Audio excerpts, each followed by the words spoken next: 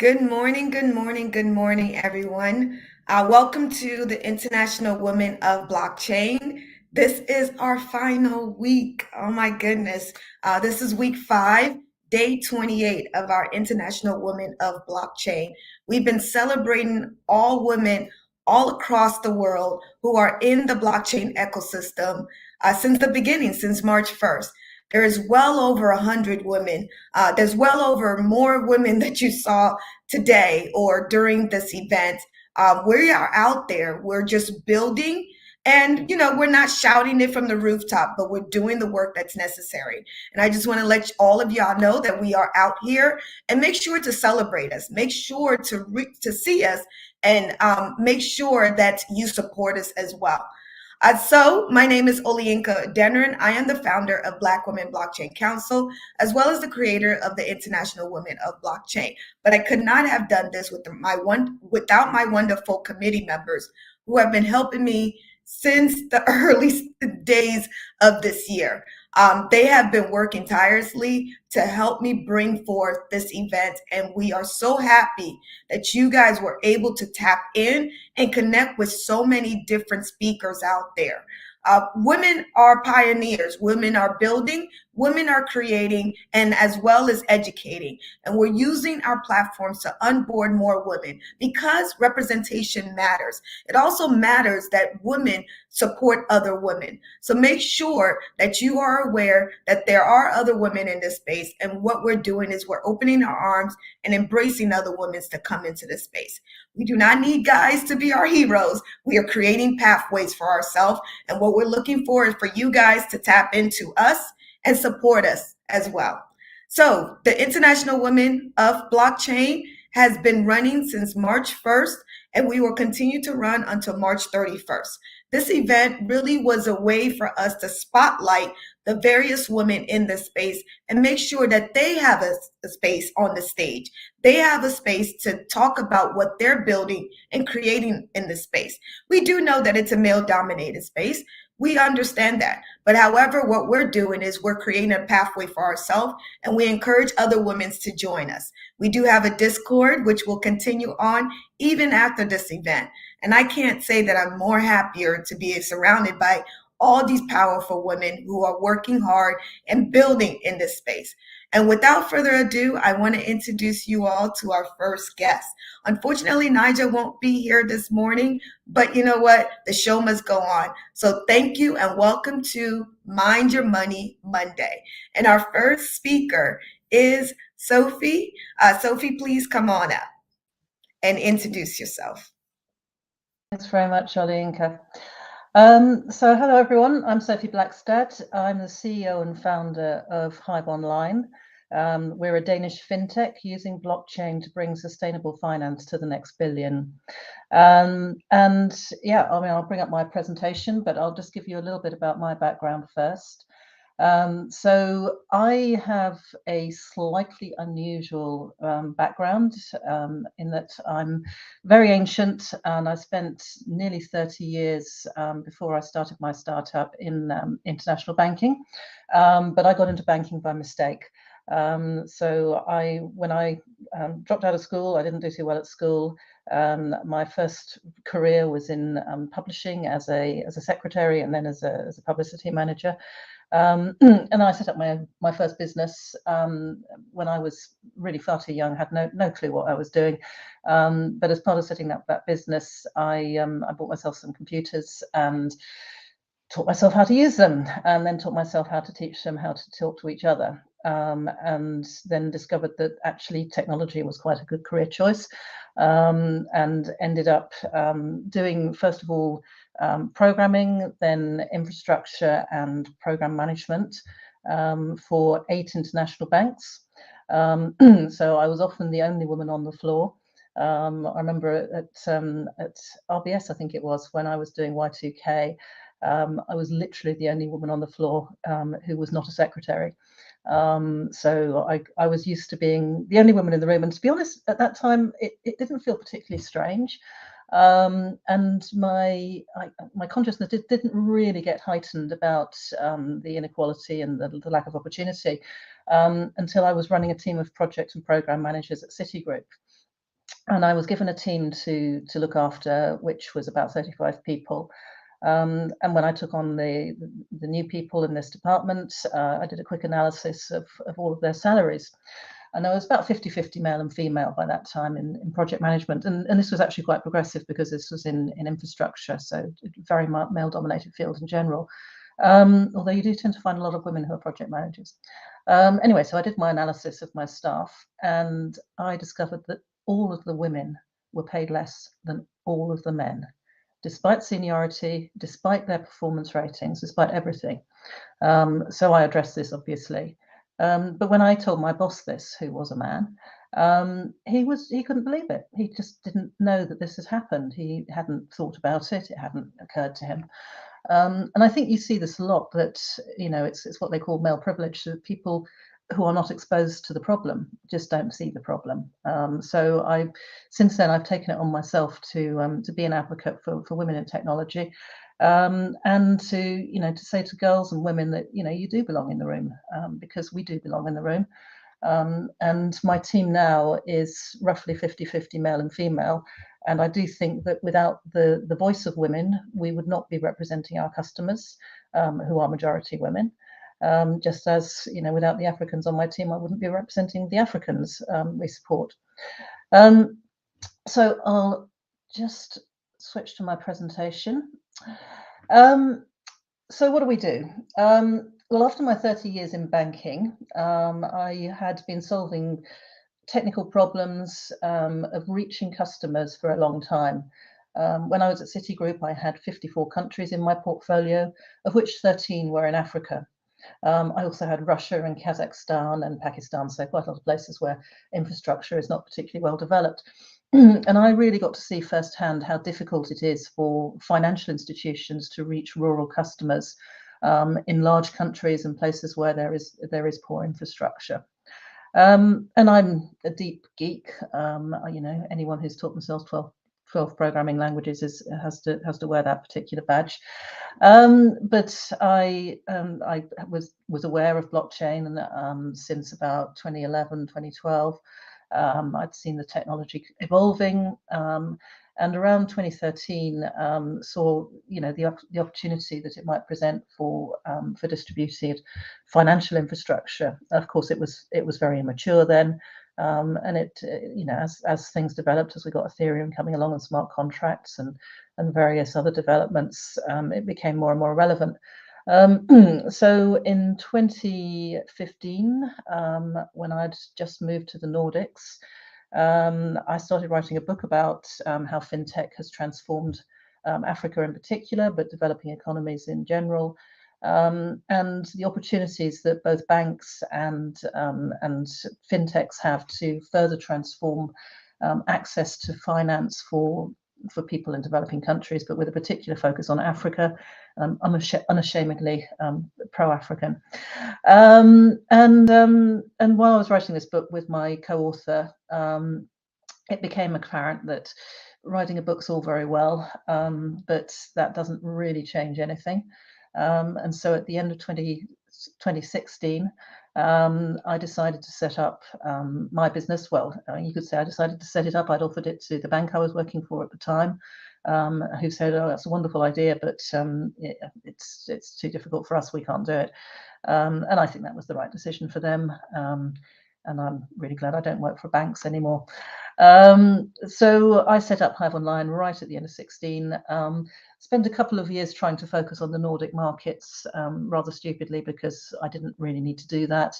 And when the opportunity came to move into Africa, I grabbed it with both hands, did a hard pivot in 2019.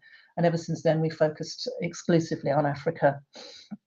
And we're calling it Sustainable Digital Finance for the Next Billion.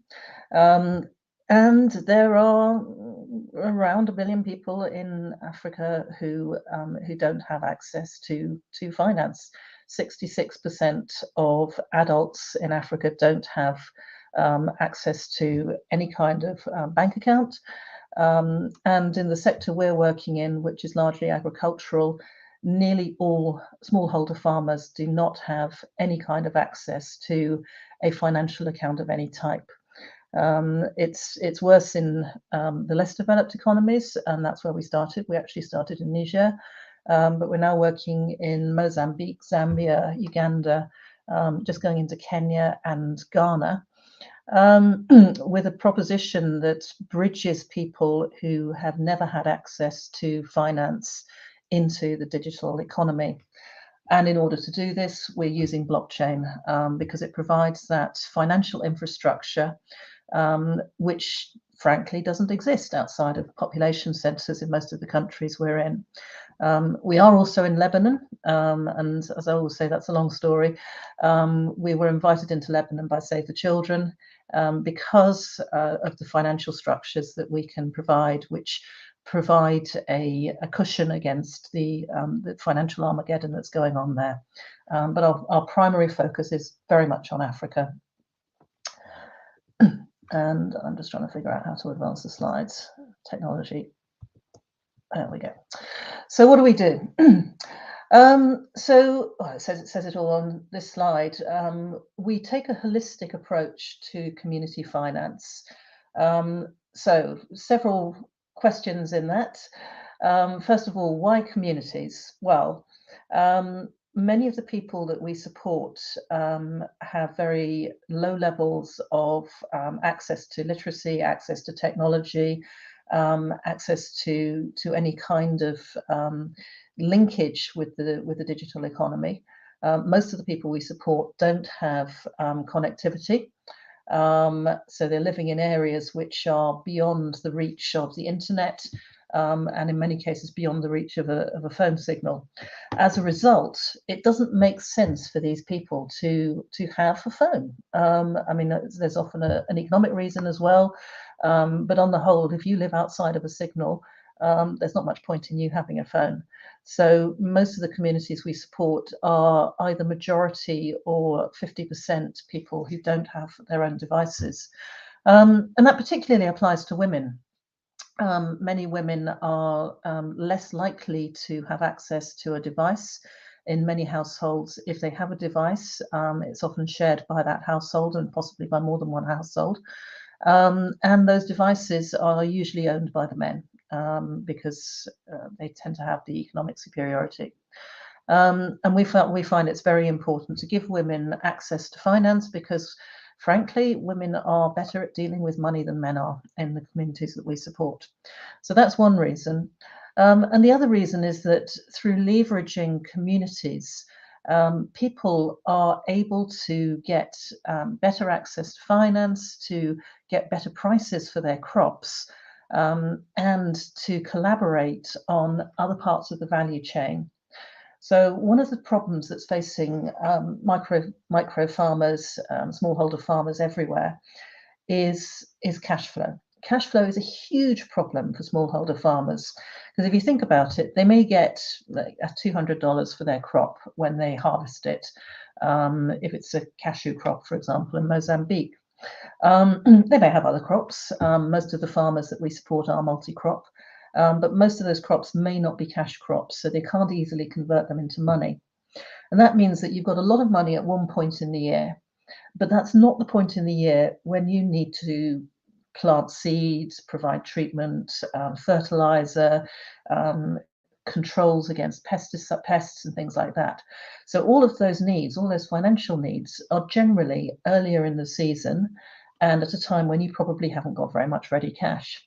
And as a farmer, you have to make a decision about whether to spend that money or whatever money you've got on seeds and fertilizer and things that will make your crop increase, or feed your kids or send your kids to school. And lo and behold, most people choose to feed their kids. So what that means is that even when farmers have more land than they can farm, they can't afford the seeds and the treatments to grow better crops. So cash flow is a huge problem. And you'd think it would be relatively straightforward for farmers to borrow money in order to plant better crops and then pay it back when the harvest comes. But if your farm is undocumented, if your harvest is undocumented, and there is absolutely no digital record of your commercial performance, then there's no guarantee for the bank that you even exist. let alone that you'll pay that loan back. And again, another reason for using communities is at an aggregated level, communities are much more likely to pay back loans than individual farmers are. So it's a much lower risk for the bank. So for all of those reasons, we work with communities. And something we learned very early on is that giving farmers access to finance is all very well, but if you can't actually help them to get the access to the markets and the inputs that they need, then they might not actually be able to spend that money efficiently, and they might not be able to pay that loan back. So because we're going into communities where we're effectively replacing paper, we identified a need to solve all the different parts of the commercial ecosystem. Now, we are not agricultural experts, and we don't pretend to be at all, but we identified the need for using data to make the agricultural process more efficient. So we are a data platform as well as a financial platform, and we use blockchain to provide a number of different aspects of these agricultural life cycles. So we record all their transactions on the blockchain. That gives them an indelible digital record, which everyone can trust, because obviously we can't overwrite it, they can't overwrite it. The charities and the financial institutions we work with can't overwrite it either. And we use the blockchain also for moving value around, like agricultural inputs. So vouchers are a really important part of what we do. Now, why are vouchers a good idea? Because you know that money is going to be spent on only the thing that you're providing a voucher for. So, for example, at the moment we've got a rollout of a biological control for a toxin that attacks peanuts, and it can only be spent on that toxin, that control for that toxin.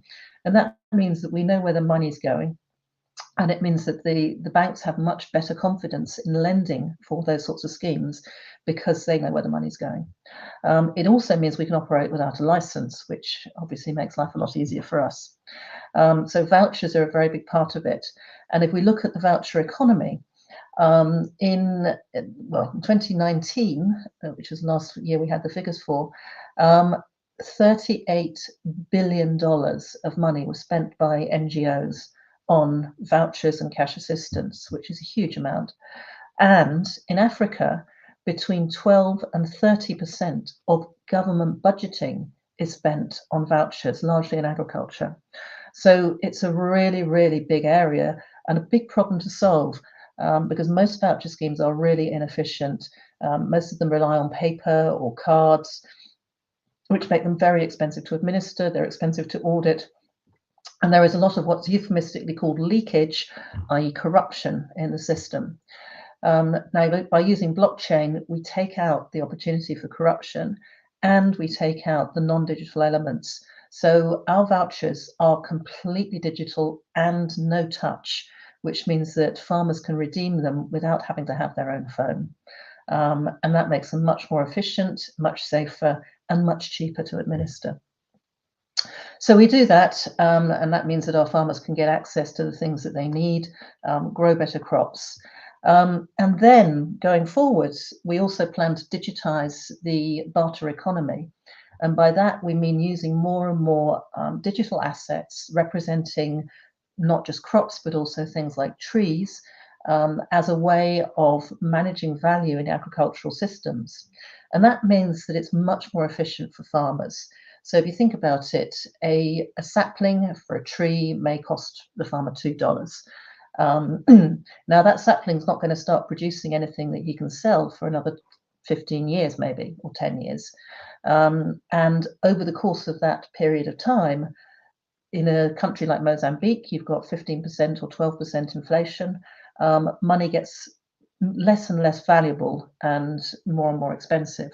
Whereas a crop like cashews actually increases in value over time. So by using tokenized assets like nuts to repay the loan, and by doing some clever structuring with some patient capital, we can actually pass on a much lower cost of capital to the farmer, which means that it becomes affordable for him or her to pay back his loan for trees in cashew nuts.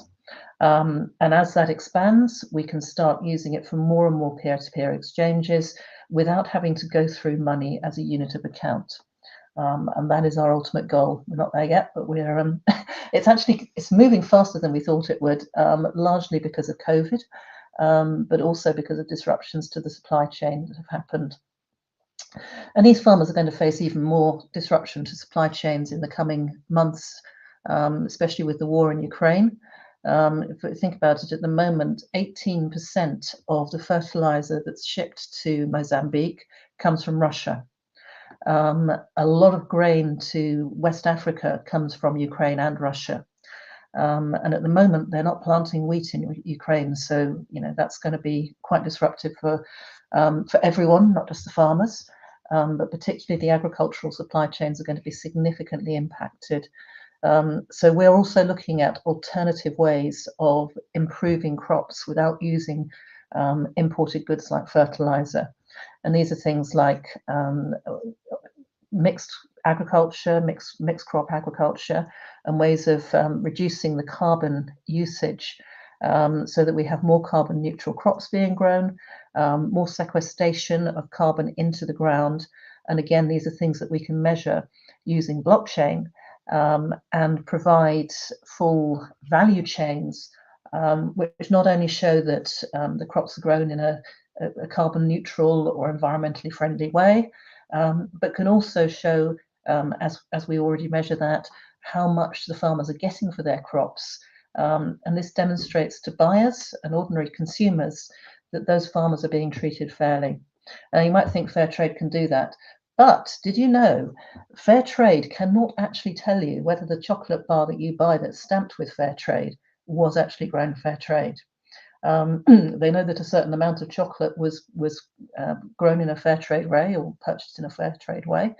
And they know that the equivalent amount has been stamped with fair trade by that manufacturer, but they can't trace it thoroughly.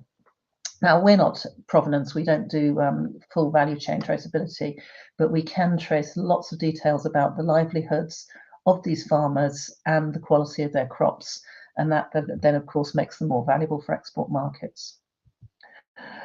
So that's why we address the holistic value system, because without us, or rather without addressing it holistically, I describe it as a car with one wheel, where you need all of these elements to provide a holistic environment, a digital environment for the farmers. And we operate through the community hubs, and those might be cooperatives, savings groups, farmers associations. And one of the characteristics of many African rural societies is that these groups are everywhere, and that people are collaborating informally or with various levels of formalization because they don't have access to the formal structures that you and I might take for granted in a city environment or in a developed country environment. So we give them access to robust and very secure financial services using blockchain. Should say a word here, we are very consciously using low energy blockchain. We're currently on the Stellar blockchain, although we're also looking at directed acyclic graphs, DAGs, as a much lower energy approach, which we plan to probably implement later this year. We provide effectively a sort of shadow banking service or very simple shadow banking service for the communities that we support. But we are very compliant. We are fully GDPR compliant and security compliant, thanks to our background in building international banks. I've built 5 core banking systems and quite a lot of payment systems in my past, so we're very sensitive about that. And it's really important to protect the data of the people that we're supporting, because often this is their first exposure to any kind of digital service, and they can be very vulnerable to exploitation if they're exposed to any kind of service that is not fully transparent. We've made it so that it works on any type of browser. It's PWA, a progressive web app. So even though it's got the sophisticated blockchain-based fund manager sitting behind it, as well as a bank-grade lending, loan management, loan portfolio management service. It's very, very simple to use, and it uses very little data. And that's also important for these communities because people who are on very low incomes are very sensitive to the cost of data. And in many countries that we're in, data is really expensive. Often with good reason, if you think about it, because the cost of logistics is so high. But it does mean that we need to be very, very sensitive about how much data we use. And we also need to be very, very conscious about, making it affordable and cost effective. So for the banks and the lenders, they actually save a lot of costs because they get remote data. So they can see remotely the creditworthiness and the KYC, the know your customer data for these communities. And the other partners that we work with, the buyers and the government and non-government organisations, the charities that we work with, also save a lot of money by getting remote access to data. So it's a sustainable business model from that perspective. And one of the key things about our business model is that we aim as much as possible not to charge the farmers, because our goal is to make them more wealthy. And to give them access to the services they need to be more prosperous and grow more food. Incidentally, I didn't mention it, but Africa is a huge continent, as I'm sure you all know. And I'll just throw out some statistics there. 70% of arable land in Africa is currently not farmed. So when we're talking about farmers farming more of their land or more of the land that's available to them, we're not talking about cutting down forests or damaging the environment. This is land that's available; it's just not being used. And if crops are farmed in a carbon neutral way, it can also enhance the soil, improve the quality of the soil, and reduce desertification. So in fact, one of the people we're talking to, one of the organizations we're talking to at the moment is the United Nations about helping them with their Great Green Wall Accelerator. And the Great Green Wall, for those of you who don't know, is a very ambitious project to plant billions of trees in 11 countries across the southern end of the Sahara Desert to prevent the Sahara getting bigger.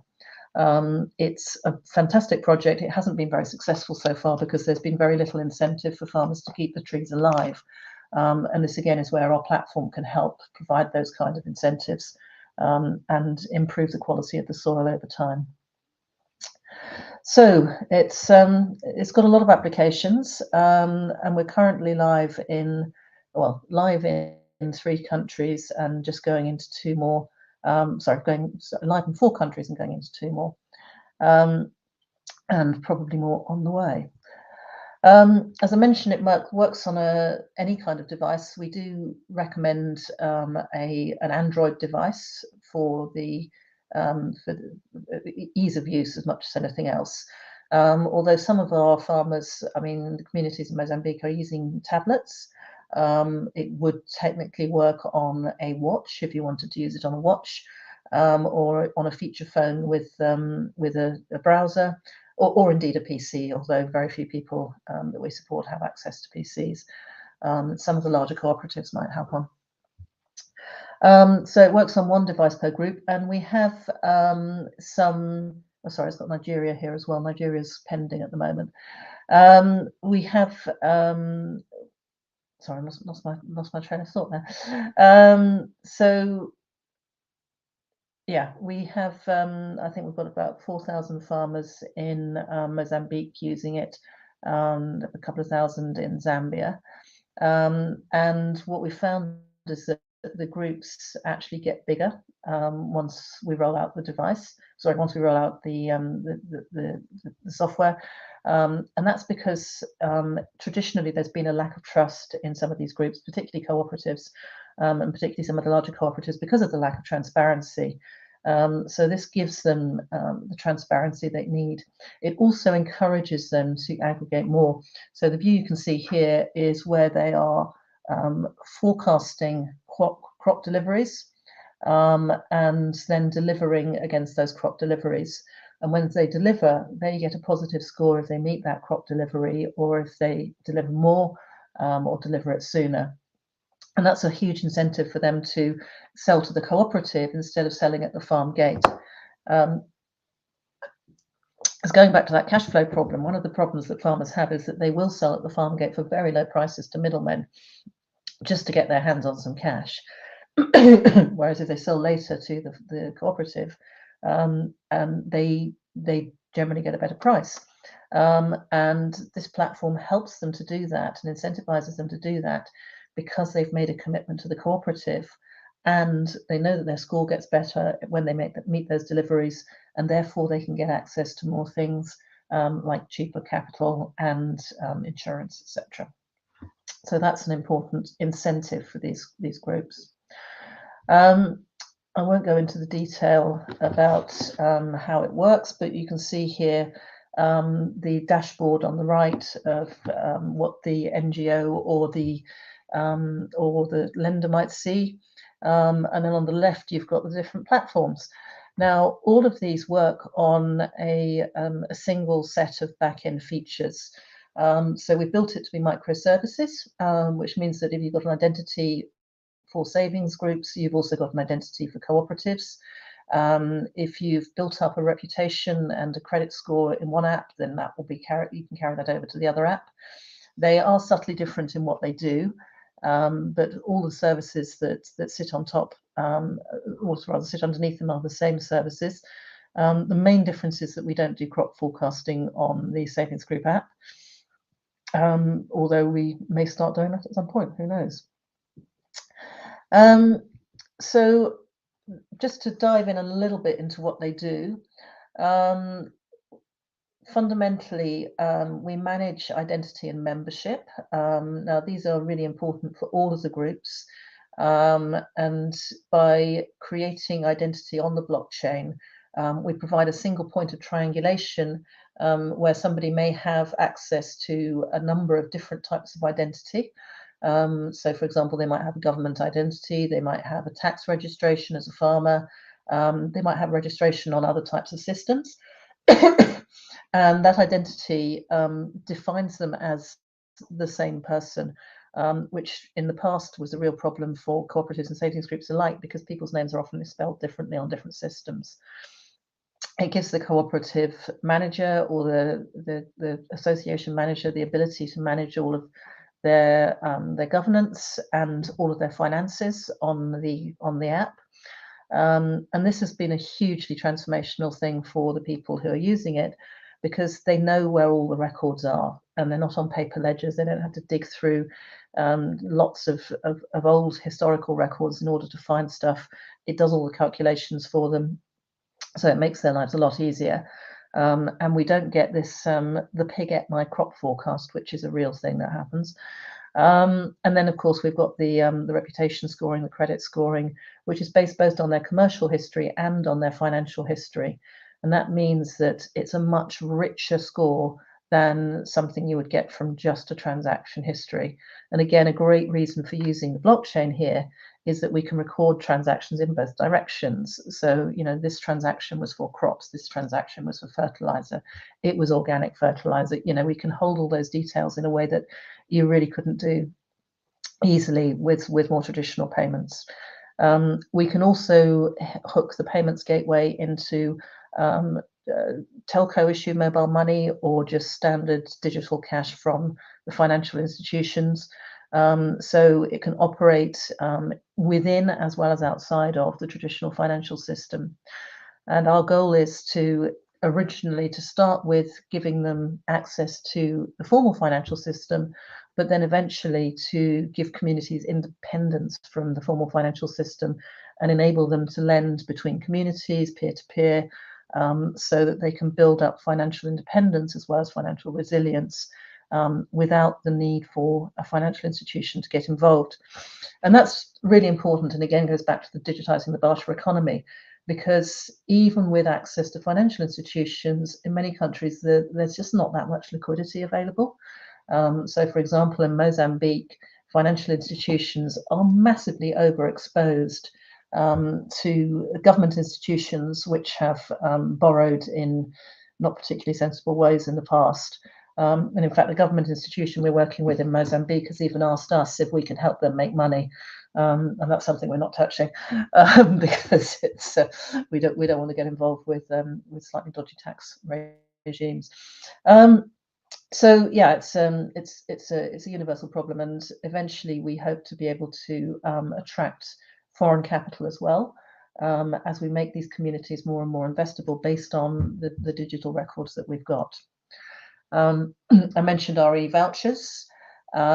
These are, as I said, can be used without us needing a mobile money license, which means they're very quick for us to roll out in different countries.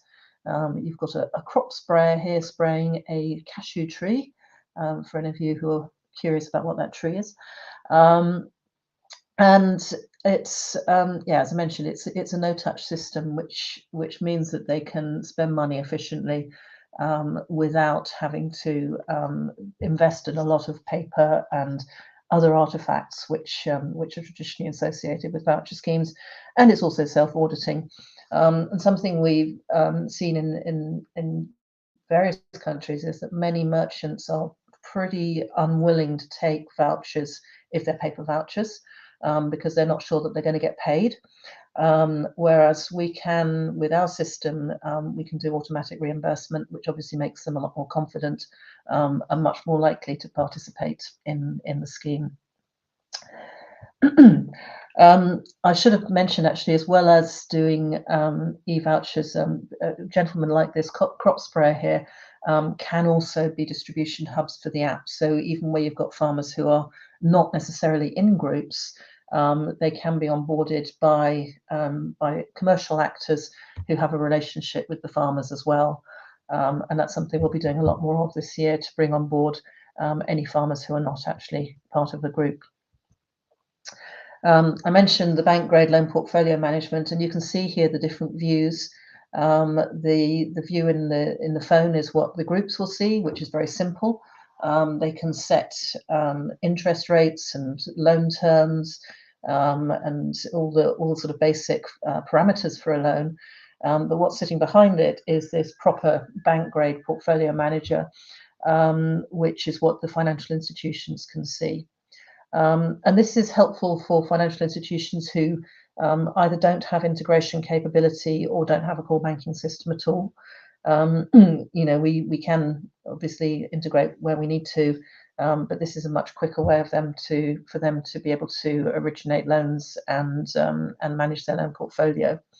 And that's something that we developed because we saw how many of the smaller lenders in particular really don't have much of a system. They might have a core banking system that's quite old and not have any sort of integration or web capability. Or they might really not have systems at all, and some of the smaller lenders will just be lending off spreadsheets. So this can be a huge benefit to them. And what we see from the lenders is that they like to start out using their paper forms and looking people in the whites of the eyes to get their signatures on old-fashioned paper.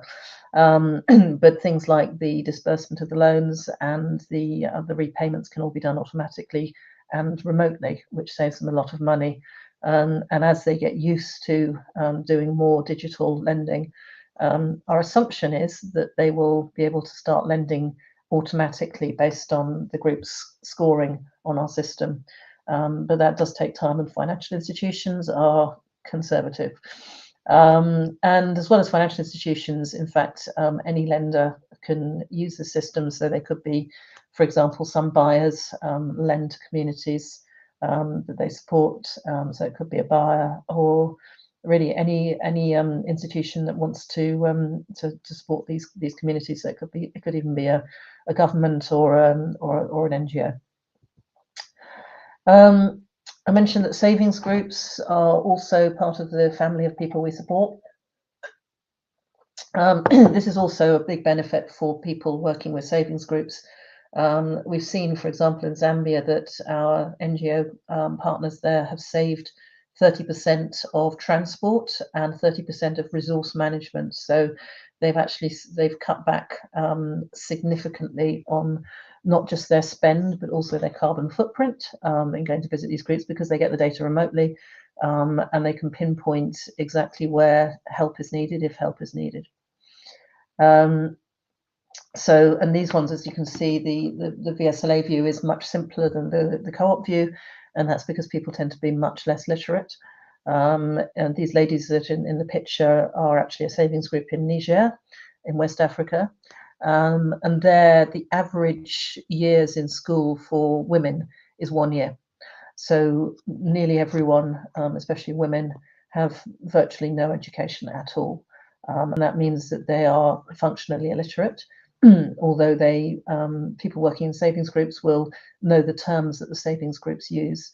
And while they may be functionally literate, they're certainly not business illiterate. Most of these groups are commercial entities making products either as primary producers, growing crops and animals, or indeed processing those crops and animals to make cosmetics and food and other things. Yeah, some feedback from the from the users. I mean, these are the people we really see as our customers, even though they're not paying us, because they're the ones who are actually using the product on a day-to-day basis. And what I absolutely love about this is that we've got people forming all-women cooperatives, new all-women cooperatives, in places where there is no connectivity and no electricity and no nothing, but they're using the app and getting this higher level of trust as a result of it, and getting access to better prices for their crops. So that's just awesome. I will leave some time for questions at the end, so I'll just quickly run through the last few slides. So yeah, we're expanding in Mozambique. In fact, this slide is very out of date. We've got a lot more members than we have on this slide. But key thing here is that we work as part of a broader ecosystem. We work with governments, NGOs, with the local cooperatives association, AMPCM, who's been absolutely brilliant because their needs are aligned with our needs and they spend a lot less money than they used to. The Nut Board I mentioned has asked us to help them make money. Then we've got the local financial institutions and other donors and scale partners in the country. So we're just about to start another rollout with the World Food Programme into additional regions. We started in the north. I don't know if anyone's familiar with Mozambique, but in the north is where the economic situation is the worst. And there's also a fair amount of conflict going on at the moment because of insurgents. So we tend to work in places where people don't have access to any kind of infrastructure, and that means that there's often conflict going on as well. So at the moment we're in Zambezia, Nampula, and Cabo Delgado, which you may have heard of as a place where there's conflict going on. And we're now looking at moving slightly further south into some other regions with some other partners. So that's it's nice to be able to grow. We're actually more in our third year now. Just a quick one about the team. Our founding team is myself and my co-founder Matt, who's got a similar background to mine, although not quite as experienced because he is 20 years younger than me. And then the team in mostly in Rwanda, but also in Denmark and Sweden, is mostly African. We have our developers based in Kigali in Rwanda, which is one of my favorite places in the world. And we made a very strategic decision to hire local developers, African developers, because we are supporting African customers, and they understand the opportunities and the challenges that that African customers face. Whereas if we'd hired a load of Danish developers and told them your customers can't read and don't have access to the internet, they wouldn't know where to start. So our product team, not all based in Africa, but all of them are from Africa, and from the countries that we support. So they understand the challenges that our customers face, and that's really important to us as well. Kigali is a fantastic place to hire developers as well. There is a university, postgraduate university there, Carnegie Mellon University, where we get most of our staff from, and they do produce some very talented developers. And we also run student projects with them. So we've currently got a student project going on to enhance our data cleansing and artificial intelligence, where we give 4 students at a time an opportunity to join our team and work on a master's degree project as part of their computer science masters or data science masters. We've got both. So that again is a great way of bringing people into the business and filling up our pipeline for developers. But as you can see, we're a small team. We've got 6 full-time staff and 3 part-time staff. I've actually just hired somebody in Madagascar. And we are fully remote, even though we've technically got an office in Kigali. Everyone's been remote because of COVID. And yeah, because of that, even though I personally miss going into the office quite a lot, we haven't really changed our modus operandi at all, because we've basically just carried on as we were before, working completely remotely. Just another couple of slides. We have been successful in attracting quite a lot of recognition, partly because of our use of blockchain, and partly because of the fact that we are supporting people in real frontier territories. But you know what? It's just design. So we're calling ourselves DeFi for the next billion, and we are. But if you look at really, what we're doing differently, most of it's on the front end. So what we're doing is really just pretty standard shadow banking DeFi type stuff, and digitizing natural capital. It's not that revolutionary. What's revolutionary is where we are in our business model, and that's why lots of people are giving us nice prizes. We also do research, and this again is something that we are we see as an important tool, not just for our own purposes, but also to advance knowledge about blockchain and distributed ledger uses in developing economies, and also to warn against the challenges that that these technologies could present if they're put in the wrong hands and if they're used maliciously, especially with vulnerable populations. One of my biggest concerns is the imminent dollarization of some of these countries, as the access to USD denominated stablecoins grows, which will further destabilize the national currencies and the ability of governments and central banks to implement monetary policy through their own currency. We're already seeing it in the South Pacific, and it's coming to Africa as well. And that's why we're seeing African countries starting to issue their own central bank digital currencies as a way to partially stave that off. But I think it's going to become a real problem in the next few years. So if you're interested, you can find this stuff on our website. The book on the right is the one I was writing when I started Hive Online. It was published in 2018. And it's still pretty much right. We didn't anticipate Facebook issuing DM, but pretty much everything else that has happened was part of the forecast we were making there. And like with everything else, some things have moved faster. As I said, COVID has definitely moved us further down the line than of digitizing natural assets than we thought we would.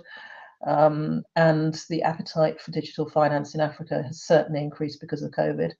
But in terms of the trajectory, I think it's all there. So if you're interested, please go and have a look. So I will now take any questions.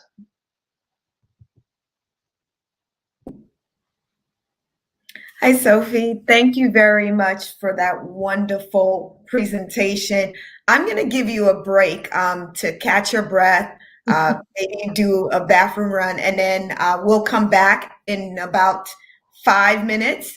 I have a few questions for you that I actually think will be valuable for our attendees, and I'm sure they also have some questions. I believe this is a wonderful project, and this is definitely, as someone has mentioned in the chat, something that blockchain is made for, right? This is it. This is it. This is what blockchain was invented for. I mean, Satoshi Nakamoto may not have realized it at the time, but frankly, I think, you know, he, she, or it was a fantastic techie and amazing maths, but shit at economics. And, you know, this is the economic use that it was invented for, definitely. Yes, yes, yes. All right. So we will be back in about 5 minutes. So everyone go take a break and join us back here in 5 minutes.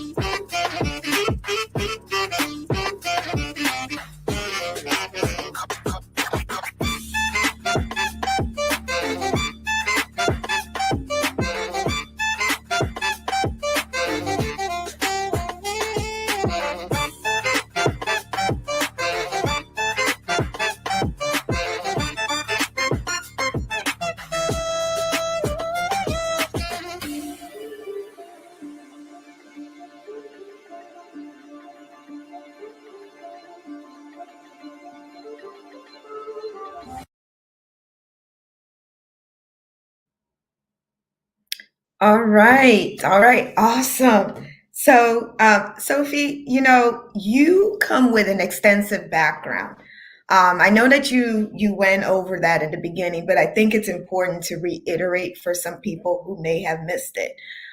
Your background is in finance, Mhm. so please elaborate on that.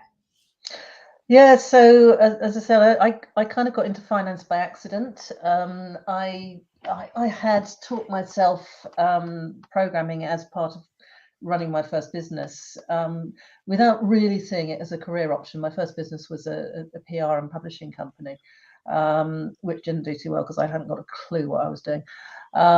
So yeah, and then I ended up literally temping, getting a job in. I was at Anderson Consulting when somebody needed something done to a database, and I just said, "Oh yeah, I can do that."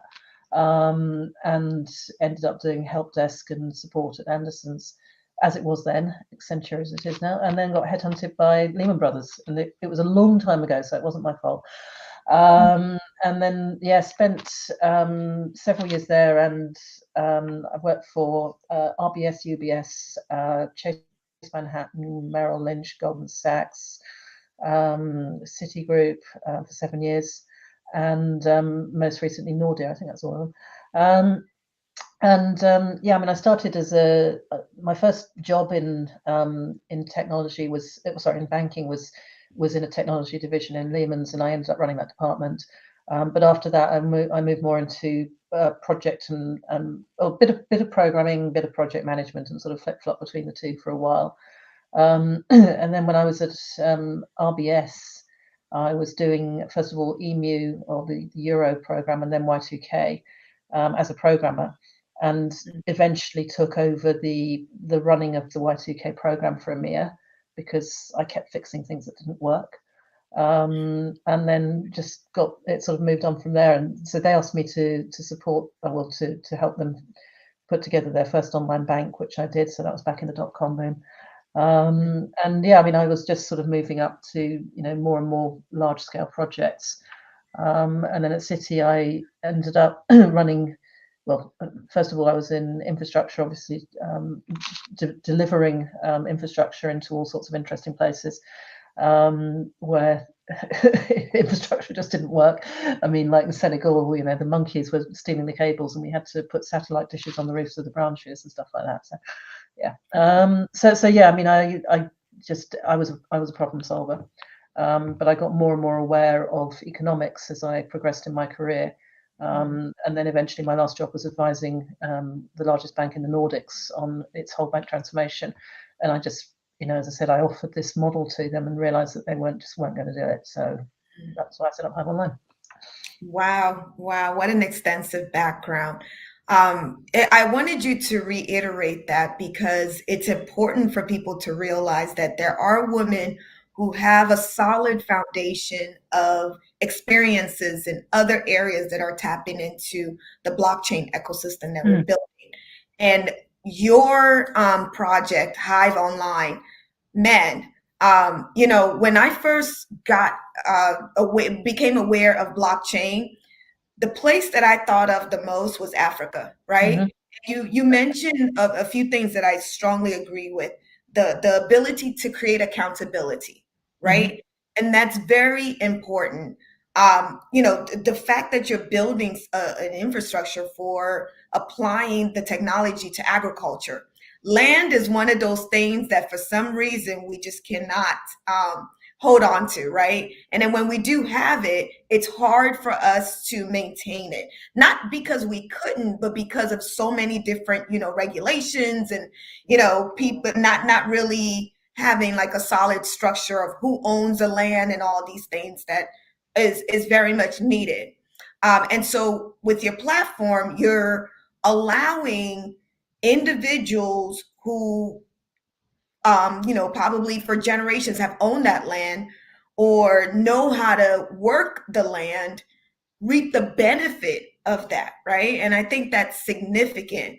And I just want to commend you for even coming up with this concept. And instead of giving it to a bank, you decided that you were going to just roll with it. And at the same time, I love the fact that you're knowing who your demographics, your audience are, right?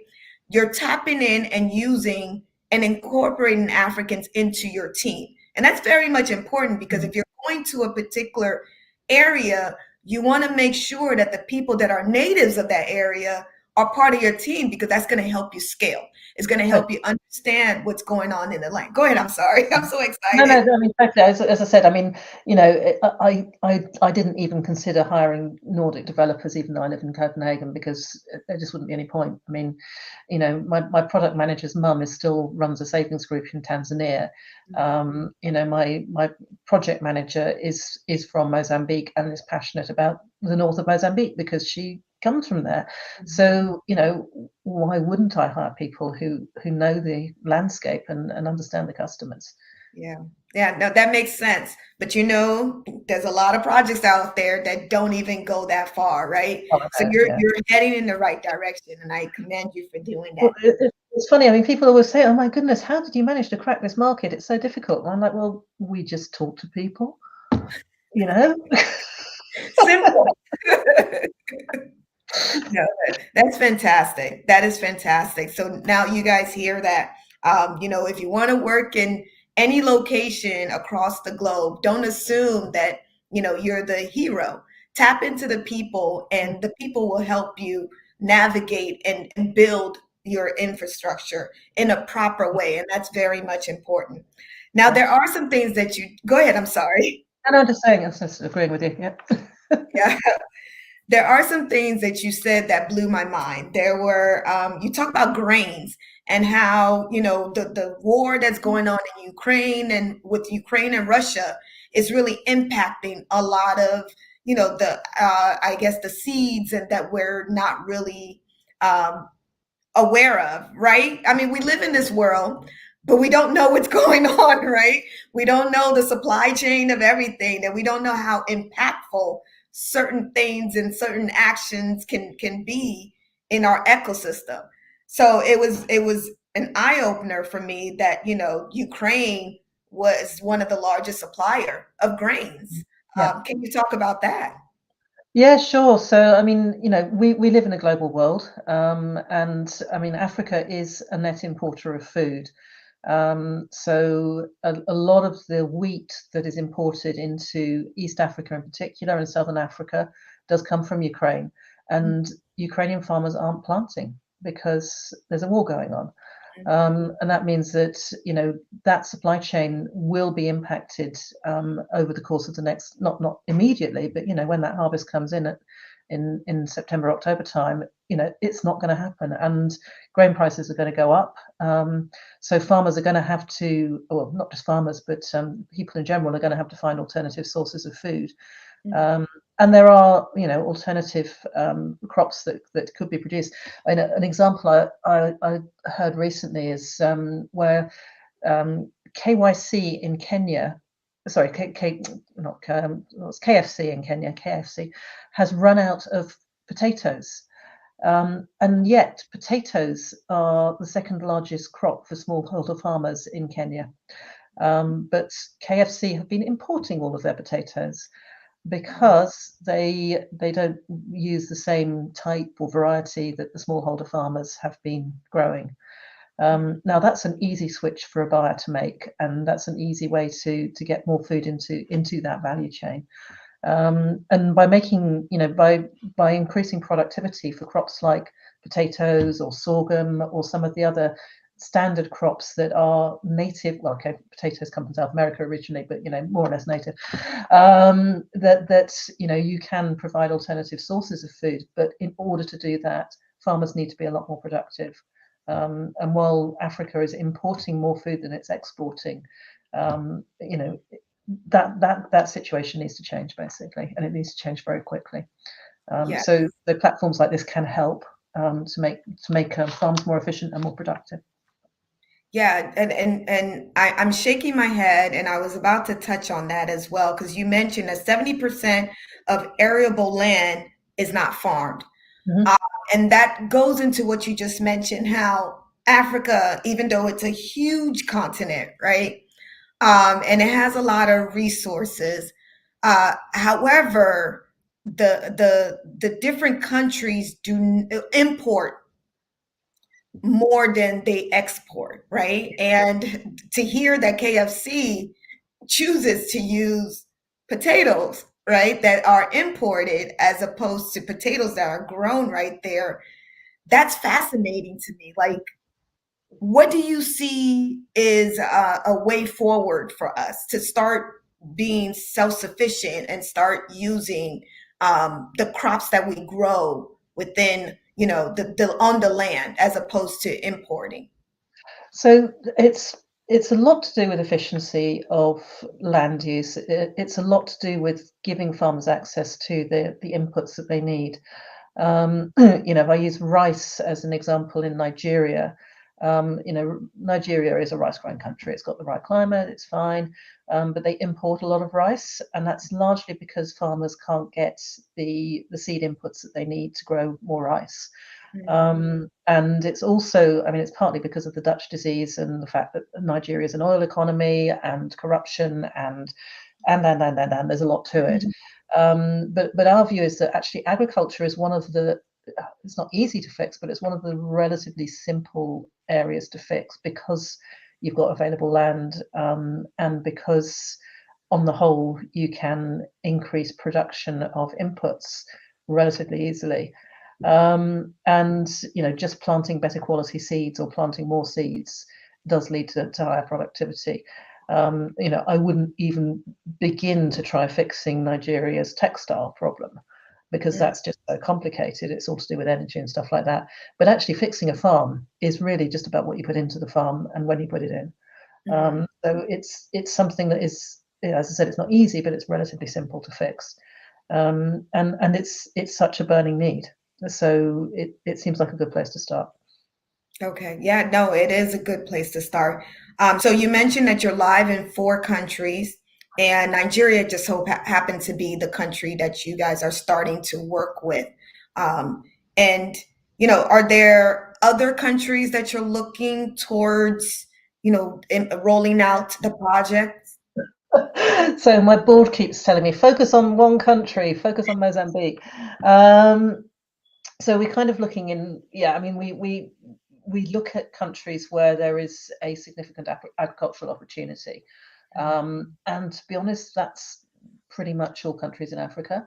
I mean, we are trying to not spread ourselves too thin. As you saw, we've got as many countries as we've got permanent staff, and while we're growing this year, it's quite stretched. But I think Kenya and then Nigeria are two of our sort of more strategic countries, partly because they're just very large agricultural economies with a lot of opportunity, a lot of upside opportunity. Mm-hmm. No, that's strategically smart on your part. I'm also Nigerian as well, so I do know that, Okay. oil has been one of those things that we've been focused on. But like you said, we eat a lot of rice, we eat a lot of grains. However, we don't produce those. And it just blows my mind that we rather export, which really is money going out as opposed to money coming in, right? And it would make sense for the government to shift their focus and be like, well, let's create or carve out opportunities for the people to grow, and bring more money. But no, I mean, especially, I mean, if you look in the north and the middle belt, where there's massive unemployment as well as, of course, the conflict. And it's just very difficult for people to get access to stuff. But as you say, they're still importing a load of rice. And actually, I've been talking to rice growers of Nigeria, or rice mills of Nigeria, I should say, and they can't source enough grains to keep their mills running. And it's just insane when you've got all this land and you've got all these people. Yeah, it is insane. It really is. Now, since you're doing something that's effectively for the people, and oftentimes government is all about how they can dip their hands into it, right? So this is a platform that's removing that middleman, which is the government. How are they responsive to this? Well, as I say, I mean, in yeah, to be honest, Nigeria is one of the more difficult countries for this. I'm sure. But like, if I use Mozambique as an example, where we've been running up and running for the longest, the nut board who we're working with very closely has actually said to us, "Can you help us make money?" Because they're not getting enough money from taxation because corruption, all the usual stuff. And our response to that is actually not really. I mean, we can help them with data and tools that will help them to commercialize the industry better, and we're happy to do that. But we try to hold governments a little bit at arm's length. I mean, we're happy to provide them with the data they need to make their work more efficient. But we don't really want to get involved with financing governments because that's a very slippery slope. And we are a tiny startup, and we're just trying to be as diplomatic as possible. Yes, yes. No, you're heading in the right direction. And on behalf of the Nigerian people, I apologize for our government. Unfortunately, we can't seem to get it right, right? We have the wrong people in office who don't realize that they have a potential of taking a country such as Nigeria and making it a real and transforming it to something greater, right? But unfortunately, our government officials just aren't thinking in that right direction. I do have a few other questions, but I'm going to let you take a break and then we will be right back. We'll take a 2-minute break. Sure.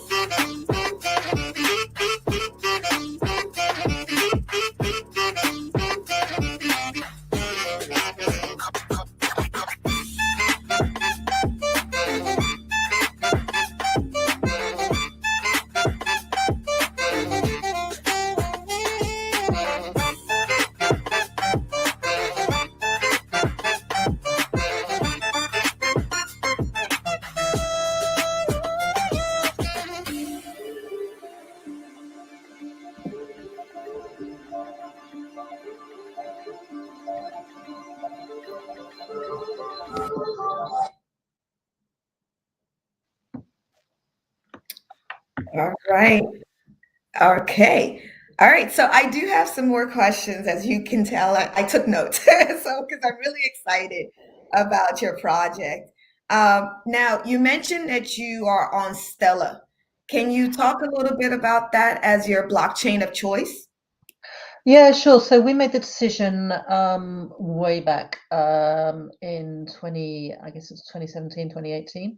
And at that time, Stella was really a sort of standout in terms of it being focused on finance and financial inclusion, the atomic swaps, the ability to manage currency exchange, all of those things were very, very good. And the fact that it was very cheap and low energy as well. And I really like their sharded consensus approach as well, because it's much more efficient than some of the sort of the broader consensus algorithms. But I mean, we have faced some challenges with it, particularly after the the crypto bounce of last year, which was driven by blockchain, and prices started going up. Now that's I think that's the main reason. That's one of the reasons we're looking at alternatives now. So we love Stella. We love it for its ethics. We love it for its foundation. We love it for lots of design reasons. But we are finding it's getting a little bit too well. First of all, we're getting some bottlenecks in transaction handling. Um, there's been well, a couple of months ago there was a lot of bot attacks, arbitrage bots, which were putting the transaction prices up and pricing us out. Plus the price of seeding wallets has gone up, and that's a bit of a problem for us because obviously our customers are uh, individually we have very low value per customer. So for us, the fact that lumens have got more expensive is a bit of a problem. I mean, it's still not prohibitive, but that's why we started looking at alternatives. So I'd say I love Stella. I think it's a fantastic network. I love the ethics. I know that there's a little bit of history going on with Ripple, but we don't look at that. But we are looking at alternatives that are more scalable, basically. Okay, that's smart. Yeah. Um, your your um, your discussion, and as well as the fact that you guys approach Stella as your blockchain is commendable, right? Because not a lot of people do that, right? They tend to go with I guess, the predominantly widely known blockchains, but you did your research. You did your research and you found one that worked for you at the time. And now that you guys are considering pivoting, it makes sense, right? Because you need to um, focus on your end user and how feasible is the entire transaction for them. And I like that. Another stuff that I noticed that you discussed earlier on was security. The fact that you guys are GDPR compliant, as well as focus on cybersecurity. We tell everyone, when they're entering this space, that they have, because you're going to interact, you're going to develop a wallet, right? And that wallet, even though is secure, you're the vulnerability. And in Mm. essence, because the wallet is tied to you and it's in your control, we've removed the banks, we've removed the middleman. You're essentially your own walking bank. And the fact that you emphasize the fact that security is very much important in this space, especially when you're navigating through this space, and you're dealing both in a fintech aspect as well as a blockchain aspect, that's very much important. But I want you to talk about what went into you guys building your technology and having security in mind. So, I mean, I guess security runs in our veins because we are ex-banking people, and it's kind of goes with the territory. But some of the decisions that we've had to make have been about risk-based approach to managing verification and authentication. particularly when we're dealing with illiterate people who don't have access to their own devices. So, for example, if somebody doesn't have their own device, there's only certain levels of access that we can give them via alternative devices, and they wouldn't be able to do sort of high value financial transactions, for example, and any financial transactions which would happen to that person would obviously have to be in cash as well, rather than through digital money. So, well, I mean, not necessarily. We can use a stable coin, but we tend to prefer to use the vouchers for people who don't have their own devices because they're much more secure. And then, yeah, as I said, different levels of validation for different people with different levels of identification. And we've got quite a lot of different identity points. I mean, we've got geolocation as well as the different identities that they may hold. I mean, like in Mozambique, everyone's got a tax identification number if they're any kind of farmer at all, and that's reasonably that gives us a reasonable level of confidence that they're really a commercial actor. Whereas in Niger, people just didn't have any identification at all, and most banks will require things like your name and your age and your address. And the vast majority of people we deal with don't know how old they are and don't have an address. So we're always having to find ways of balancing risk against utility. Having designed quite a lot of core banking systems, I think that gives us the necessary insight to know when to allow people in as a low barriers to entry, and when to manage the risk in a more secure way. So architecture has a lot to do with it as well. So, for example, one of the big challenges that banks face is that they are secure at the perimeter, and then once you're in, you can access pretty much anything. And one of the advantages of our systems is partly because it's API based between the microservices, so that there are controls between the services. But something we are also planning to do as we get bigger is to do more distribution of backups, distribution of identity, distribution of other data, so that it's managed in the community.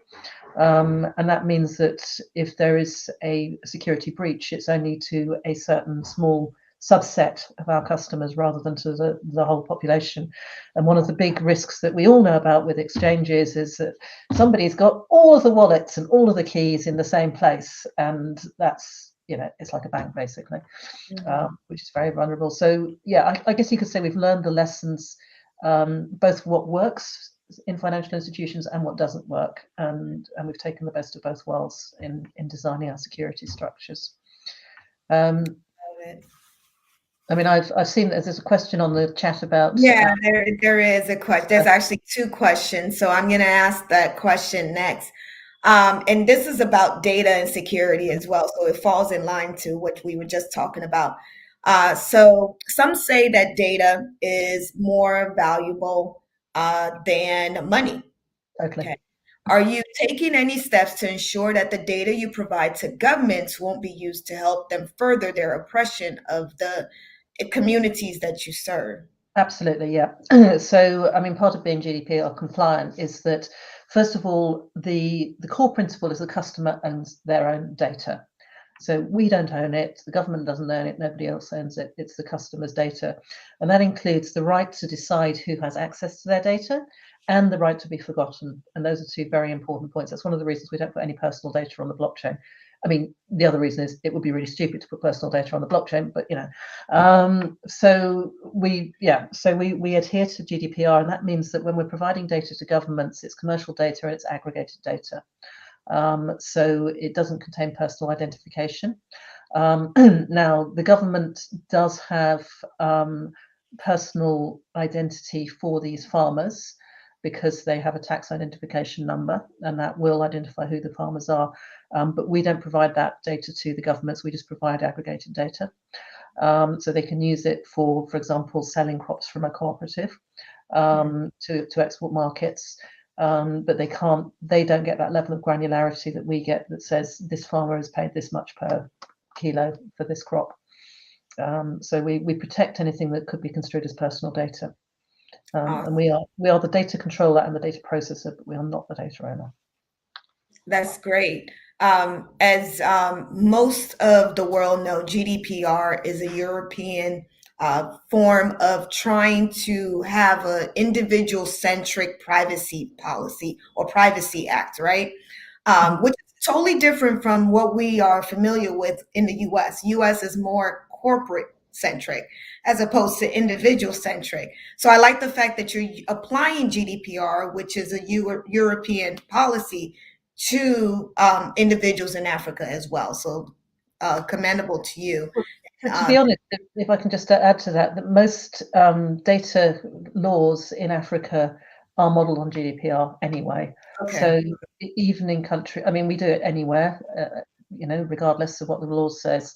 But I have to say that the US is a bit of a, well, you're in the same family as places like Russia and China in terms of your data protection for individuals, whereas Europe and Africa are much more focused on the rights of the individual. Thank you. Thank you for that. Okay, so the other question is, sorry, trying to bring that up right now. So the other question is, how do USD stablecoins impact or cause challenges abroad and for the work that you are doing? Okay, so this is a really big topic, and actually, if you're really interested in it, some of the papers we published, or rather co-authored last year for the UN, go into some detail on this. But fundamentally, if you're looking at most African countries, there are more people who are customers of Facebook than there are people with a bank account. In some countries, Mozambique's one of them, the number of people who are customers of who have got internet access are the same as the number of people with Facebook accounts. Facebook, and I'm focusing on Facebook here, but this applies to other big tech platforms. Facebook has been rolling out something called free basics to customers in developing countries, which is a version of Facebook which can access only certain curated websites, and those are chosen by Facebook. It's illegal in India. India has very sensibly shut it down now, but it's legal across Africa, and it's onboarding hundreds of millions of customers every year.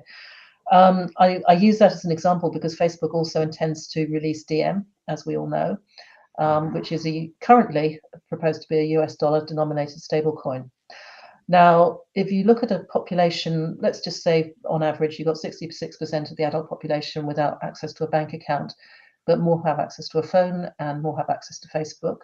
And if you can access a US dollar through your Facebook wallet or Calibra wallet on Facebook, then why wouldn't you store value in a currency that's not going to lose value as much as quickly as your national currency? Now, there are some currencies like the West African franc and the Central African franc, which are more stable and better controlled. But, even in those countries which use those currencies, the euro is a preferred currency. And what you get there is currency substitution. So you get people using foreign currency, whether it's a US dollar or the euro, or the digital euros are a very long way off. And putting their wealth into those currencies and using those currencies to transact. And what that means is that you get less and less need for or demand for the national currency in that country. And that means that the government is unable to implement its monetary policy. It cannot control capital inflows in the country through things like interest rates, which is typically what central banks do to control how inflation works and the exchange between their currency and foreign currencies. So it takes away the central bank's ability to manage its own currency, which basically means that from a monetary policy perspective, you become a satellite of whichever country's currency you're using. And of course, you've got countries like El Salvador where their own currency is so weak that it's actually preferable to use the US dollar or indeed Bitcoin as now. But that's not a desirable situation for any central bank or any government. because it takes away their currency sovereignty and their ability to manage their own GDP, basically. Mhm. So yeah, I mean, we already see encroaching dollarization in many of the countries that we're supporting. I mean, for example, in Madagascar, it's 28%. Sorry, in Mozambique, it's 28%, and that's a lot. But if you make it more accessible, especially to people who don't have access to your formal financial system, what do you think is going to happen? And we're already seeing it in the South Pacific, where many of the South Pacific islands have basically given up and are saying, well, we've either got to choose between the New Zealand dollar, the Aussie dollar, or the yuan, because those are the only currencies that they can use. So yeah, it's really worrying, and we think that one of the solutions is to provide stable coins in national currencies, so that they're as accessible as a foreign digital currency, but they're not foreign. Wow. Marriott Lynn is also looking for the title of the UN book, or I'm sorry, the UN paper that you just mentioned. It's actually a series of papers, but if you look for big fintechs in least developed countries, I think that should probably bring it up. Let me just see if I can find a link. So that's big fintech in least developed countries. Yes. Awesome. I'm just finding the link. Yes, here we go. That takes you straight to our website, so I'll just post a link. Okay, thank you. All right. So you mentioned the farmers can access the app through their phone, and it's both offline and online. How does it work offline? Yeah, so basically, because it's a PWA, so I can't see how to paste a link in chat actually. Can I get access to comment? So yeah, because it's a PWA, it's actually a website, and that means that it can cache data locally.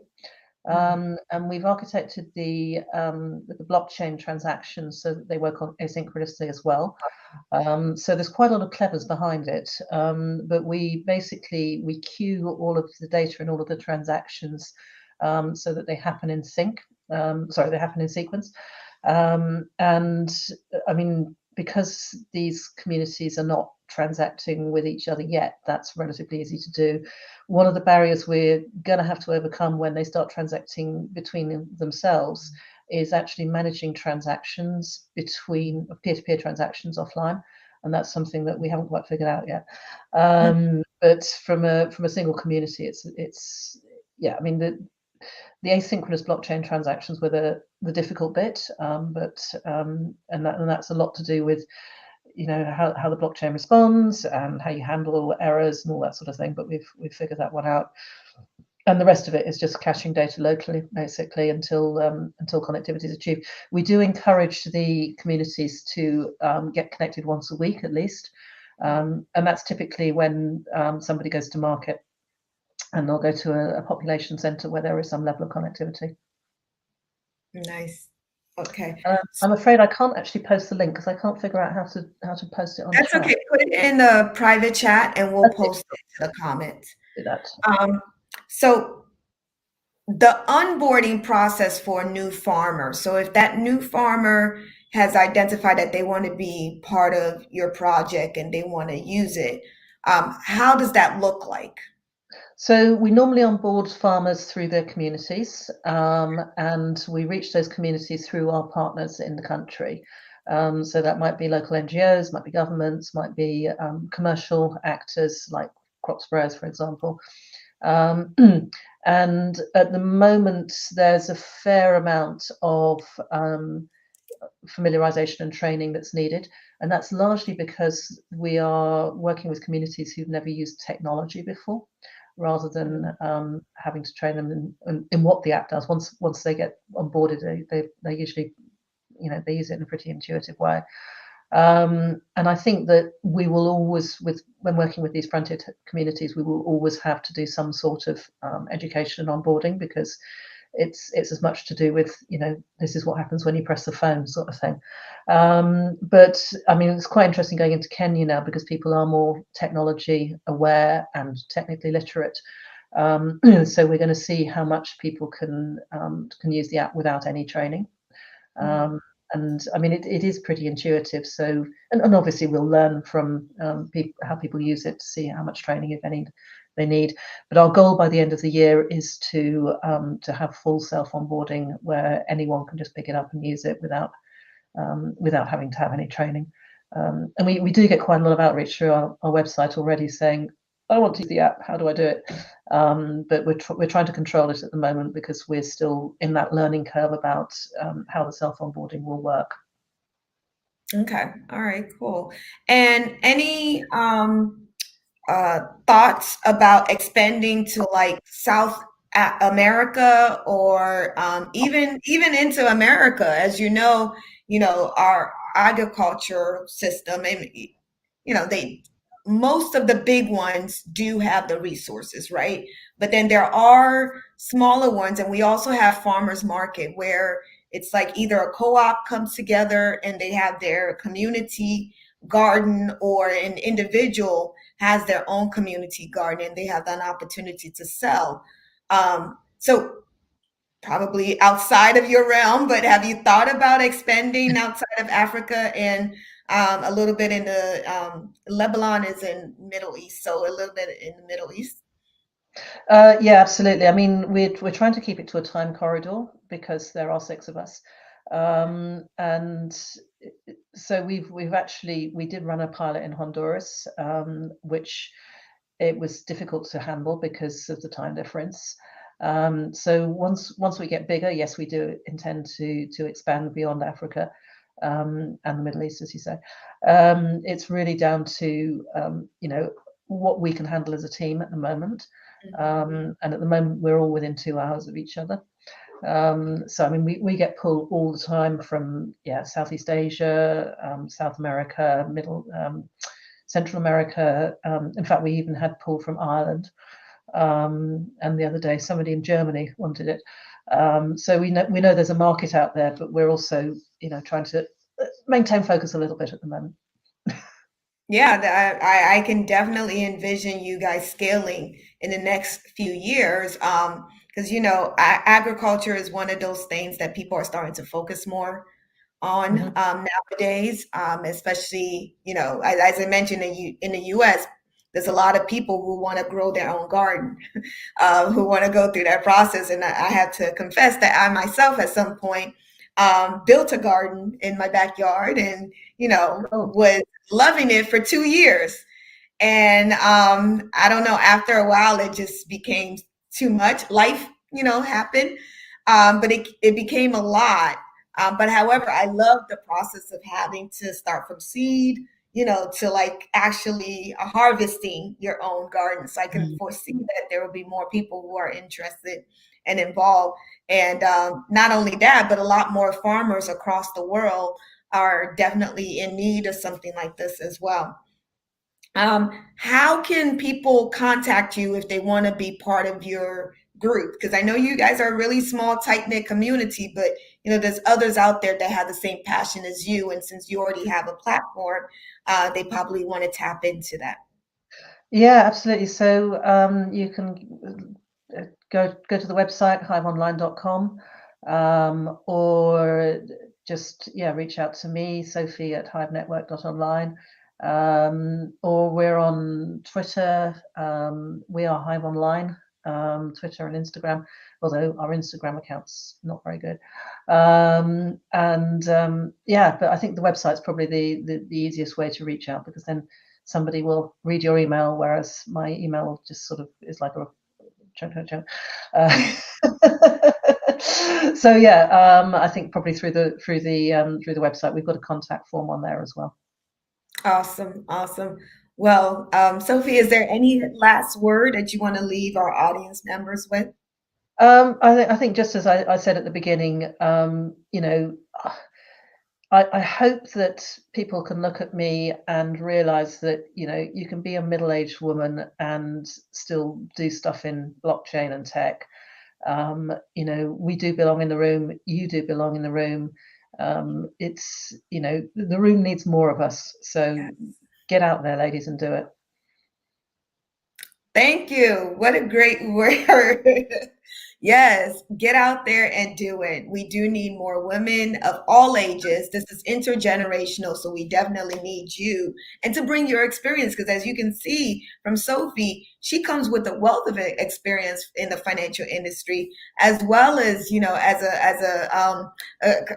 individual that gets her hands dirty with technology. So we definitely need people like you to come into this space and start building and start networking and seeing where you know you may fall into. Opportunities are out here and you are definitely needed. Sophie, thank you very much for joining us. Really appreciate your presentation. I'm excited about what you're doing and nothing but success for you. Thank you very much indeed. Been a pleasure. You're welcome. All right, so now we are going to take a 5-minute break and we will be right back.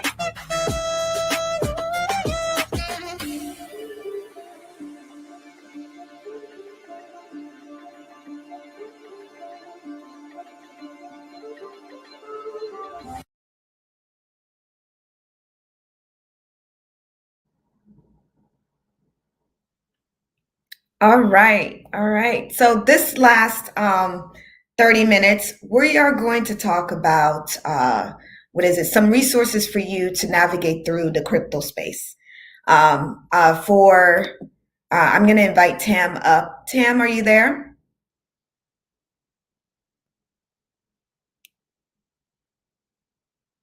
Tam? Hey there, I'm here. Hey. Can you hear me? Okay. All right.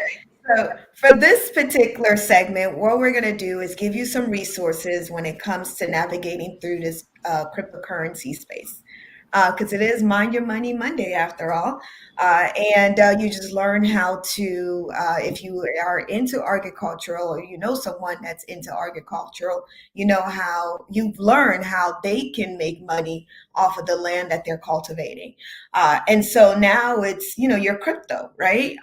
What do you do with your crypto? How do you navigate through this space? And I thought it would be a great way for us to end our Mind Your Money Monday by giving some people some tips as to, what to do when you're purchasing cryptocurrencies, as well as when you do have cryptocurrencies. We've already talked about wallets, so you guys should have a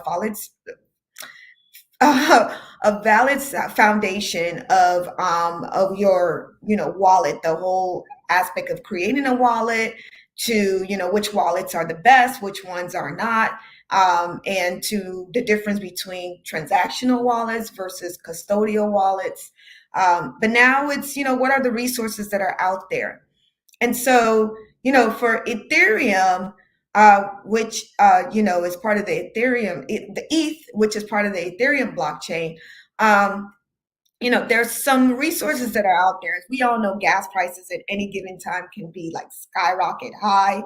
I believe it was the 26th, when around 9:15 in the morning, it was like 1,046, which is crazy. Boy, was 1,046. And that's crazy. Like, you don't want to be caught in that, right?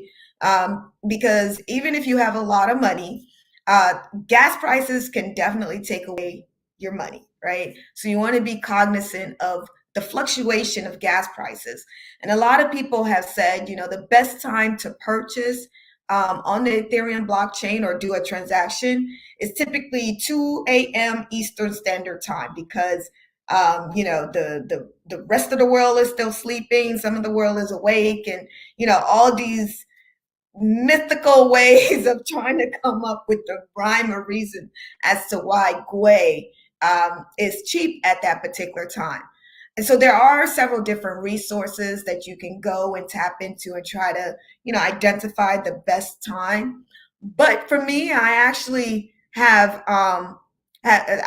believe an extension an add-on to my browser has been very beneficial for me. And I'm about to share my screen so you guys can see the extension that I'm talking about. I had a friend share this particular extension with me, browser extension. And, it was very beneficial for me, honestly. Unfortunately, it seems like there's no other way for me to do this but to share my entire screen. So bear with me. You will be seeing my entire screen for a short amount of time.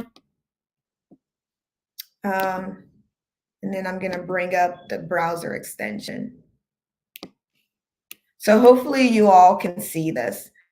So for Ethereum, there is a browser extension called DeFi Saver Gas Price Extension.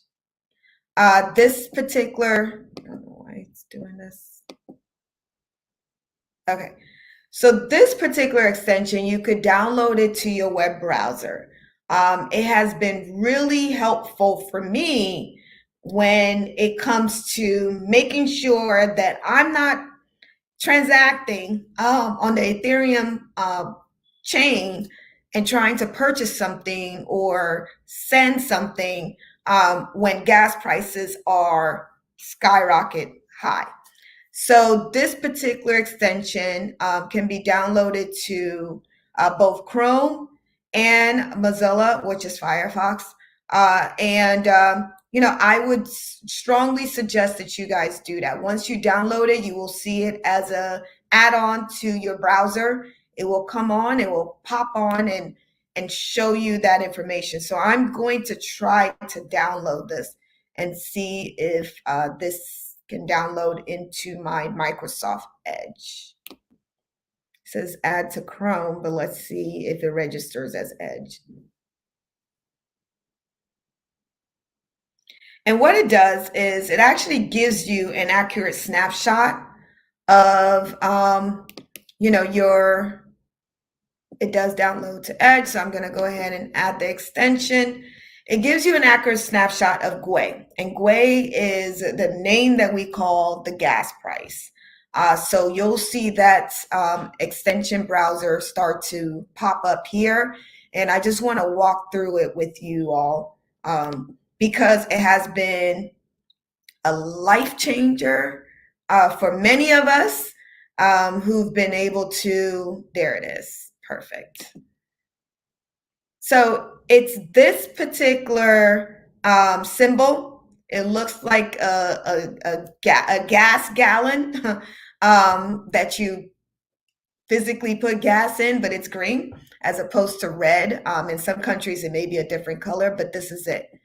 And so this extension allows us to be able to keep track of GWE. As you can see right now, it has changed. It's now updating. And so GWE right now for Ethereum is up to 58. And it will fluctuate several times. And so when you click on it and you open it, it basically gives you more information. It gives you the priority percentage. If in MetaMask, if you prioritize it as high and you put 2.22, that means there's 99% chance of your transaction going through. Because it's deemed to be favorable. As you can see, it just jumped from 58 to 73. That's why I love this extension browser that helps you keep track of GWE. GWE has been known to fluctuate ridiculously. So being able to keep track of it and seeing the movement, it's jumping right now. It's jumping. Wow. This is a good extension. Yeah, it is. It has been a life changer. I'm trying to see what day this is. So let me see. I think this was the 1,000. Trying to move it. It's not working for me right now. But I believe this was the 1,000 mark. And that was a ridiculous spike. I don't know what happened and why it went up so high. It's not trying to line up with it. But you're able to keep track of gas price historically. Now, there's no indication of future gas prices based on historical numbers. So don't even try to figure that out. It does not make sense. There's really no rhyme or reason other than, if Ethereum goes up, gas prices also go up. And if there's a lot of activities that are going on right now, like let's say there's a huge minting project that's happening right now, that will cause the gas prices to fluctuate as well. I do know that back in October, a lot of projects were minting. They were dropping their NFT project, and these were like generative pieces. So it's like, 8,000 or more pieces. And so gas prices, the ETH went up. It was 4,000 in equivalence to US dollars, $4,000 plus. And gas prices was ridiculous. It was like 200 and something gas prices. So that was like the wrong time to drop anything at that point. But gas prices have been slowly fluctuating. It has not been that bad recently. So we've seen it as low as, I believe Nicole had mentioned that she saw it maybe around 20 GWE or maybe even lower. And I told you I've seen it as high as 1,000. Actually, here it is right there. There we go. So the highest was 1,046, March 26th, which was 2 days ago, at around 9:15 p.m. Eastern Standard Time. So that's a ridiculous jump. I don't know what happened, but I feel sorry for the individual that was trying to do any type of transaction during that time.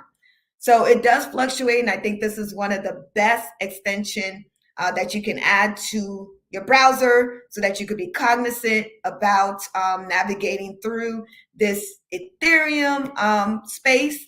And, also, if you're going to mint anything, you want to mint it at a low GUI as opposed to a high GUI. So hopefully that was beneficial for y'all. All right.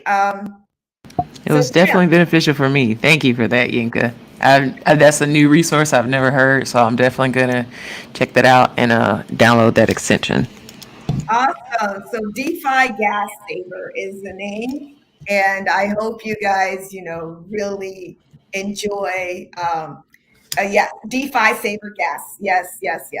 So, it has been tremendously helpful for all of us.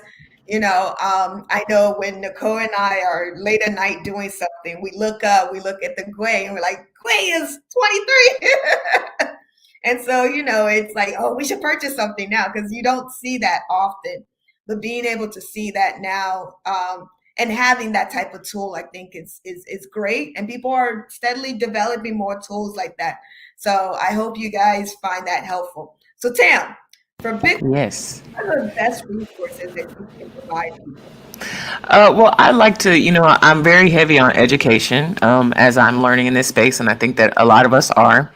So I actually have a few resources that'll help you on your education journey in Bitcoin. The first one, I have a list of books that have been super helpful for me. The first one that I always recommend to people is the Bitcoin Standard. I'm pretty sure if you've heard or been in this space, you probably heard that title before. It's by, I think his name is pronounced Safadine Amos. I could have that completely butchering that pronunciation, but it's called the Bitcoin Standard, the decentralized alternative to central banking. I like this book because it is a really quick kind of in-depth look at Bitcoin from a historical and a quick economical standpoint, as well as it gives you a lot of the technical background of Bitcoin, and it even goes into what I call the mathiness of Bitcoin. It can be a little bit of a tougher read, so if you get into that book and you feel like it's not really helping you out, the next book that I would recommend is the Little Bitcoin book. So it does the same thing as the Bitcoin Standard, doesn't go as in depth, but it gives you a really macro look at why Bitcoin is important. It is my caveat to that is it is a little bit dated in some of the information, especially when there is a book called Bitcoin, Hard Money You Can't Fuck With. And I excuse my French, but that's really the name of the book. Bitcoin, Hard Money You Can't FUCK With. And that actually is a look at Bitcoin, and the author goes through he goes through his experience in the book with the pandemic and how he first got the news of the pandemic, and a little bit through his history of why it was important that where he was in the world when the pandemic hit, and just kind of how things from his perspective that Bitcoin was affected and how it kind of affected his life from that time.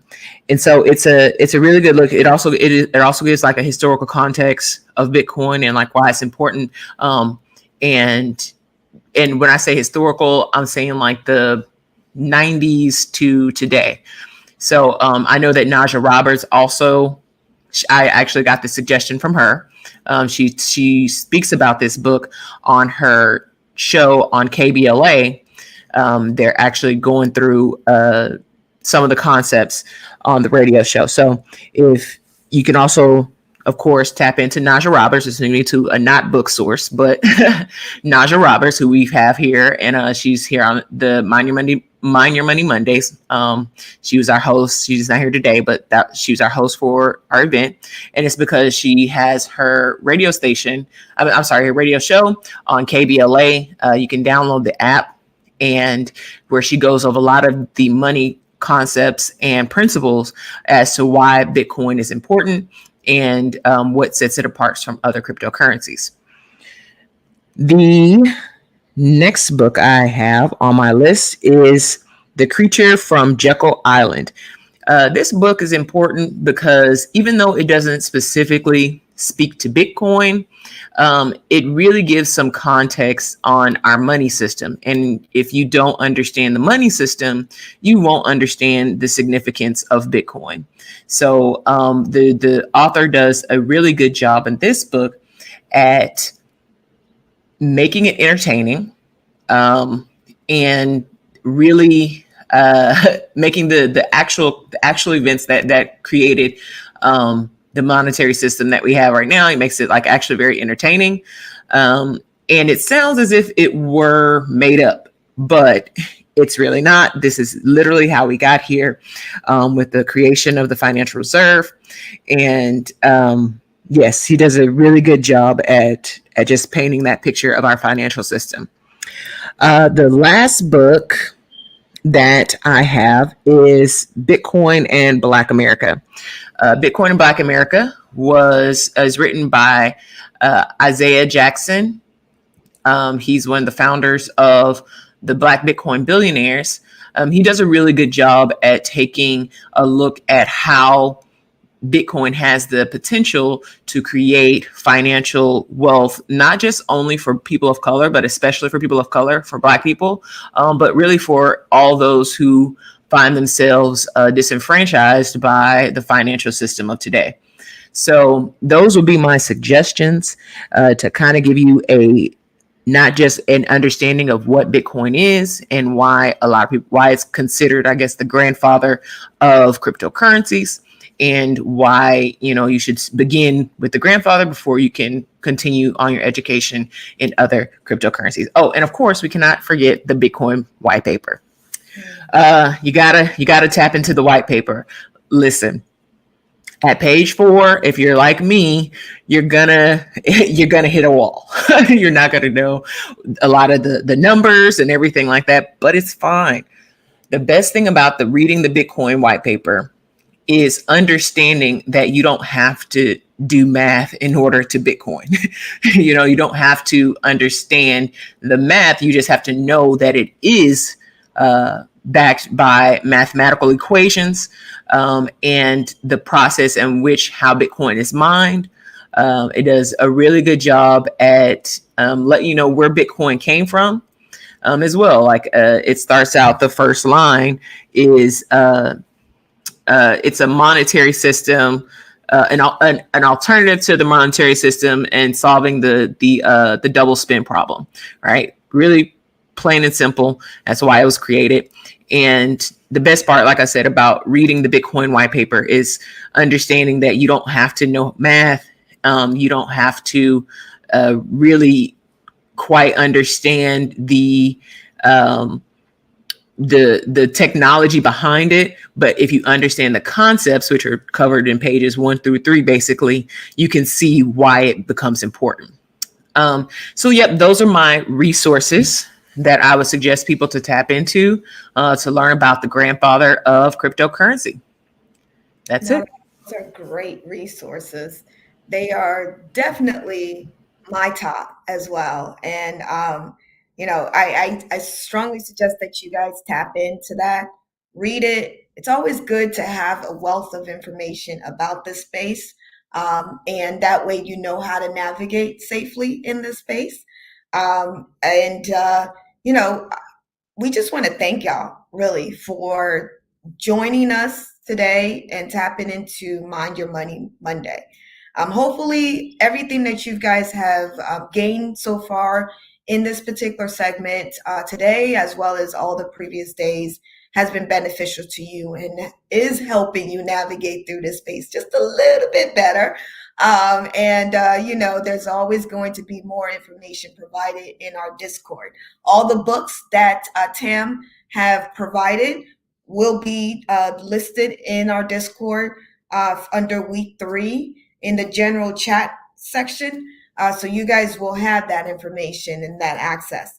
And at the same time, we will have the ability to interact with you all, maybe even have a study group, because I think that may be important for people to be able to dive deeper and ask the right questions, because we don't want followers. We want people who are in this space thinking, right? Because all of this space is a thought process. And in order for it to be the ideal space for you, you also need to come with your own questions and also provide your own thoughts and Absolutely. comments in this space. Yeah, I totally agree with that. And I definitely like that idea of a study group. I've been trying to, get my friends and family, but right now I'm the crazy Bitcoin lady. I'm the crazy crypto Web3 blockchain person that, everybody's like, oh yeah, we trust you. Like, we know, but they're not quite interested in it. But it's also something we said, when you're surrounding yourself with the same people who are passionate about this space as you are. So I'm definitely here to tap into the study group, and it's definitely it starts in your mind. And the more we come and connect to more beautiful minds, like we all are here gathered today, I think the adoption of this becomes greater, your knowledge becomes greater. It's just, and you like you said, ask your own questions, you get new answers, you can spark something in someone else, someone can spark something in you. It's a great idea. And I will have these listed, and I'm open to creating a little study group if anybody's interested. Awesome. There you go. We're going to have a study group. All right. Well, thank you all for joining. We're going to wrap up a little bit earlier today.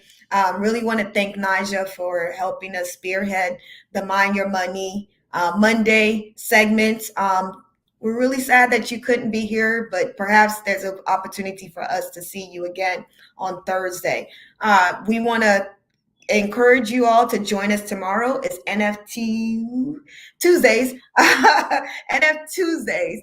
I always say NFT Tuesdays, whereas it's actually NFT Tuesdays, where we talk about NFTs, all things non-fungible tokens. And you're going to get another opportunity to tap into the women and the ladies that are building in this space and creating as well.